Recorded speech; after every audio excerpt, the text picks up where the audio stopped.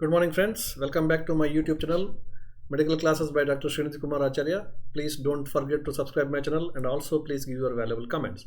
In the last class, we are discussing about the history taking, and now another part of the history taking is the socio-economical history. Of course, in the vital data also we are asking the socio-economic status of the child, where we will get more information. But this can be even asked at the end also in socio-economical history also. As I told earlier, the economical status of a particular family or a person is decided by different scales, which will going to change from time to time. And one of the most common scale which is used in the medical field is a modified Kupuswamy scale. Okay, so according to that, you have to decide whether the family comes under the lower class, upper class, or middle class. In the lower class, upper lower class, middle lower class. Okay, or in the middle class, upper middle, lower middle, like that. Based on the income, you have to decide that. Okay, that's one part.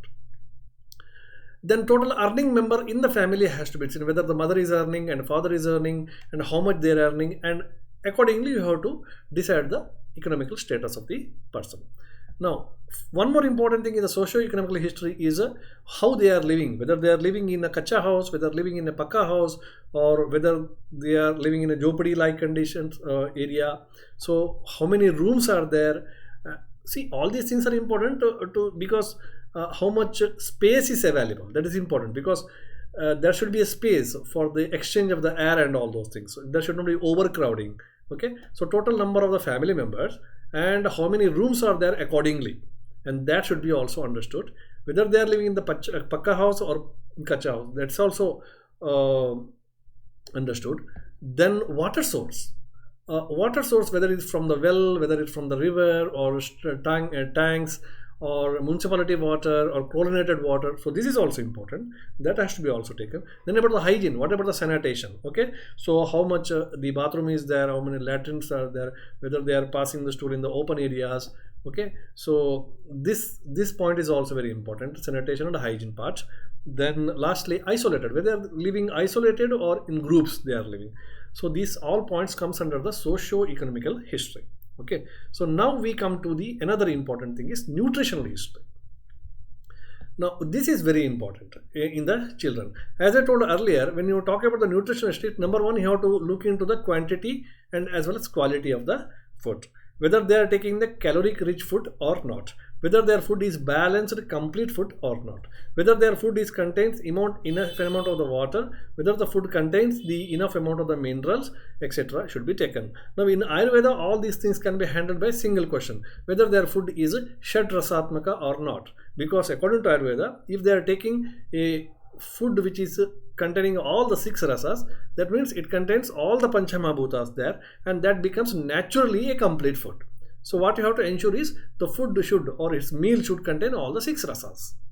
That's a simple logic in Ayurveda. Okay, that we will discuss in the later classes. Now in the history taking, these are the things. Now we know that one molecule of the protein will going to give the 4 calories, and one molecule of carbohydrate gives 4 calories, and one molecule of the fat gives about 9 calories. Okay, now we also have the caloric requirement as for the age. 100 kilocalories up to 10 kgs. A 10 kg old baby, 10 kg weighing baby should require about 1000 kilocalories, and thereafter we will going to increase for the next 500 calories, 50 calories we are going to increase for the next 10 kgs, and 20 kg onwards we will going to increase by 250 calories.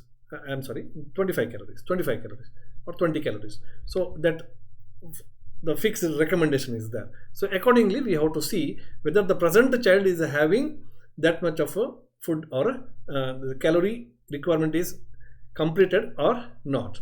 Now if you see this, these are the charts which are used by the WHO growth chart. Okay, now weight for the age in the nutrition history, first you have to see the weight for the age, then you have to say the expected age. Okay, for this particular age, the weight is required for this is one of the example I have given. Presently the child is having 6 kg, expected is 9.5 kg. Now WHO Z score it's -3. Okay, almost all -3. So interpretation is underweight. Similarly, we have to go for the length for the age. Okay, in this case the length is 70 centimeter. The expected for this particular age is suppose 75 centimeter. Then again the WHO Z score is -2 and it's again normal. that 6.5 kg, 8 kg. So this is how I have given the example. This is going to vary from the patient to patient, but these are the important things that I have to take in the nutritional history: weight, length, weight for the age, length for the age, weight for the length, okay, head circumference and mid-arm circumference. Of course, mid-arm circumference do not have much value after 4 years. Then this is how to calculate the calories. If you talk about, okay, you have to take the detailed history. You can take the 24 hours diet regimen, okay, 24 hours. In the first 24 hours, what are the foods taken by the child and whether it is fulfilling the caloric requirement for that particular weight. Okay, that is what we see. In the morning, suppose you have to take this much of detail in the nutrition history. In the morning, what he is taking? He is telling that he is taking milk 100 ml, then biscuits he are taking 2, then 1 idli he is taking. Okay, then calculate the caloric value for that. 100 ml milk, approximately 60 kilocalories. Biscuits 2, maybe made up of wheat or rice or whatever, maida, etc. Maybe 40 kilocalories. Because for the each food also, gram wise caloric value is also given in the charts. WHO charts are there. Daily recommendation. Okay, 1 idli suppose weighing about some 10 gram and all. So maybe it contains 50 calories. That you have to calculate. Then you have to also calculate the proteins. Now here, caloric requirement and protein requirement, it has to be calculated separately. Okay. Okay. First you have to identify the caloric, then protein. What is the protein required or protein he is getting from this particular diet? So like this afternoon he is taking rice half cup, sambar 1.5 cup. So estimate the caloric value of that, and then estimate the protein which he is getting from that particular same fruit.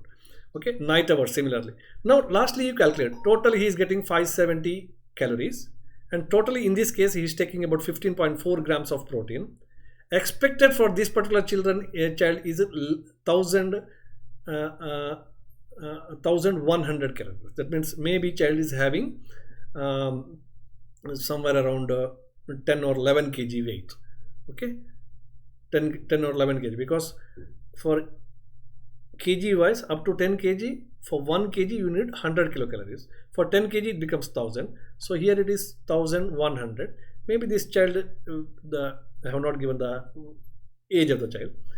Okay, so like this, expected is this much. Protein expected for this particular weight group is 20 grams.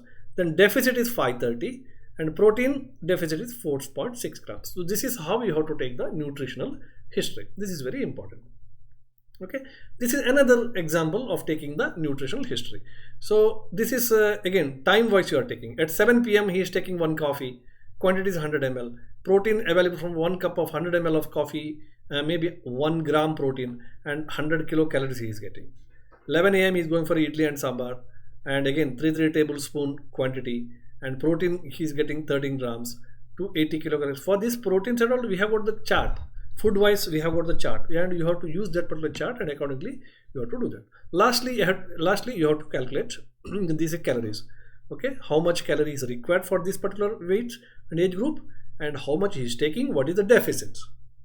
Okay, so this is the proper way of taking the nutritional history. Okay, so with this we stop here, and in the next class we will look at the developmental history. Again, don't forget to subscribe my channel, and also please give your valuable comments. Thank you very much.